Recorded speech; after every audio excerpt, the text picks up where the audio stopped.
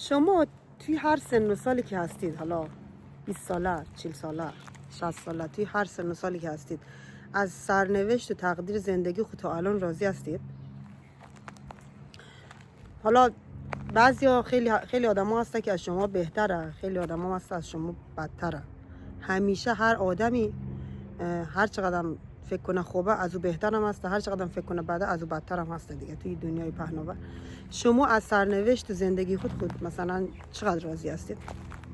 دیدید بعضی وقتا توی زندگی یک مشکلی پیش میاد، آدم انقدر تلاش میکنه که اون مشکل حل کنه دیگه 100% زحمت خوره میکشه، بیش از حد، یعنی بیش از اون حدی که باید زحمت بکشه، بیش از اون زحمت میکشه. بعد نقشه های خوب میکشه، انقدر فکر میکنه که یک نقشه هایی میکشه که فکر میکنه 1% هم مثلا خطا نموره توشی، 100% اینمی فکر رو نقشه درسته.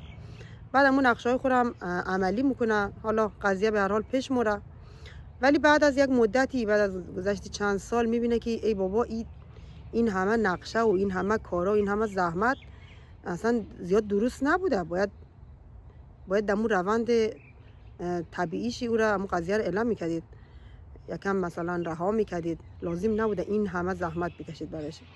یا بعض وقتا هم برعکس شده، مثلا دیدید که یک قضیه توی زندگی شما پیش میاد ولی شما قبول میکنید دیگه، حالا به هر دلیلی میتونید مخالفت کنید، میتونید بلند شوید یک کاری انجام بدید برخلاف از اون قضیه، ولی تسلیم میشید دیگه، قبول میکنید. بعد حالا مثلا یک قضیه به خاطر دل پدر مادر قبول میکنید، به خاطر اولاد قبول میکنید، به خاطر چی میدونم، مالا هزار تا مسئله ممکنه باشه. و بعد از چند سال میبینید که ای چقدر این قضیه درست بوده، مثلا خوب شده بوده که شما مخالفت نکرده بودید. اون موقع خوشحال میشید از ته دل که همون قضیه را پذیرفته بودید. در اون موقع همین قضیه اسمش چیه؟ اسمش موشه تسلیم در برابر سرنوشت. بعضی وقتا البته نه که تلاش نکنه آدم، ولی بعضی وقتا واقعا بعضی تلاش ها بیفایده، بعضی چیزا توی سرنوشت آدمی نیسته. البته موشه تغییر داد، من نمیگم که سرنوشت آدما غیر قابل تغییره، یعنی نمیشه آدم سرنوشت خود تغییر داد، ولی بعضی وقتا بعضی تلاش ها واقعا بی نتیجه. باید در بعضی وقتا باید در حکمت خدا اعتماد کرد، یعنی یک حکمتی توی سرنوشت هر آدمی هسته، باید دمو اعتماد کرد و پیش رفت و رها کرد. چون بعضی وقتا تلاش های خیلی زیاد و بیش از حدم نتیجه نمیده. به قول شاعر که میگه هرگاه که تسلیمم در کارگه تقدیر، آرامتر از آهو بیباکتر از شیرم. هرگاه که میکوشم در کار کنم تدبیر، رنج از پی رنج آید، زنجیر پی زنجیر. شما میرو تجربه کردید؟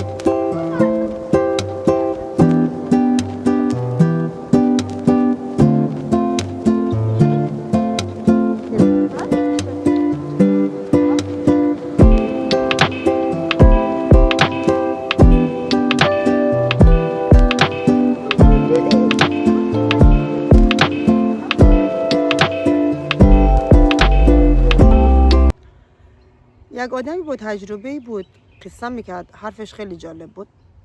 میگفت که خدا هیچ کس در دنیا بی نصیب نمیذاره، یا در اول عمر میده یا در آخر میده یا در وسط. بالاخره در یک برهه‌ای از زندگی خدا دلش خوشحال میکنه. اگر در اول زندگی مثلا پدر مادری خوب نداد، اولاد خوب میده. بعدا اگر اولاد خوب نداد، پول و ثروت خوب میده. اگر پول و ثروت خوب نداد، شریک زندگی خیلی خوب میده. اگر شریک زندگی خوب نداد، مثلا سلامتی خوب میده. اگر سلامتی خوب نداد، مثلا یک زیبایی میده، یک چیزی میده که امون نفر خوشحال نگه میداره در زندگیش. و واقعا هم راسته. شما اگر نگاه کنید در دور و اطراف خود، آدما علیرغم گله و گلایه هایی که همیشه میکنن از زندگی و از زمان و زمین و از همه چیز، از آدما، ولی همه آدما یک چیز توی زندگی خود دارن، توی وجود خود دارن که خوشحالن بابت همون یک مورد نه، خیلی هم بیشتر مثلا. ولی حتی همون کسی که فکر میکنید هیچی نداره، خیلی بدبخته، اونمون نفرم یک موردایی هست توی زندگیشی که واقعا وقت در موارد فکر میکنه، سعی میکنه، لذت میبره، خوشحاله. مثلا بعضیا رو ما دیدیم که توی زندگی پدر مادری خوب ندارن، مشکلاتشو خیلی زیاده، ولی یک خوار یا یک بیرار خیلی خوب دارن که وقتی میشینی مثلا خیلی با غرور افتخار از همون صحبت میکنن.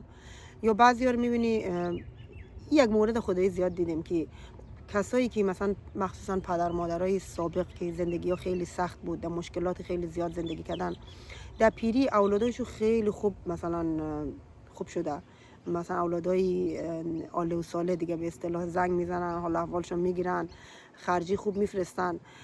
و اونو پدر مادرها در کل زندگی اگر سختی و رنج کشیده باشن، اگه بیشینی باشون صحبت کنی بگی که مثلا شما چند درصد خوشبختید، میگن 100%.